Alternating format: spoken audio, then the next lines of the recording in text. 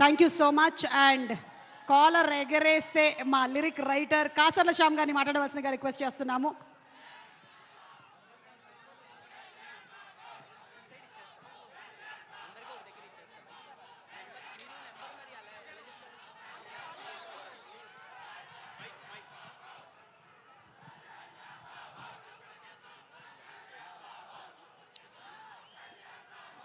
అందరికీ నమస్కారం.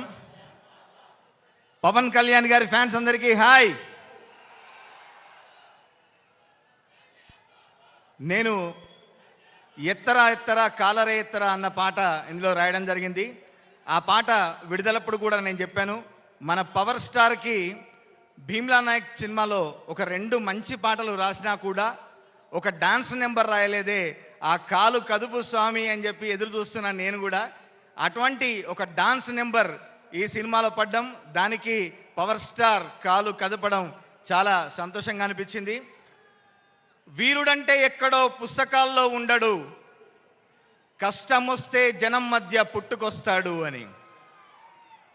మరి అట్లాంటి నాయకుడైన మన కథానాయకుని గురించి రాయాలంటే మా కవుల కలం ఎప్పుడూ కదం దొక్కుతుంది. పవన్ కళ్యాణ్ గారి గురించి రాస్తుంటే ప్రతి అక్షరం పూనకం వస్తుంది. అందుకే ఇందులో రాసాం మనం,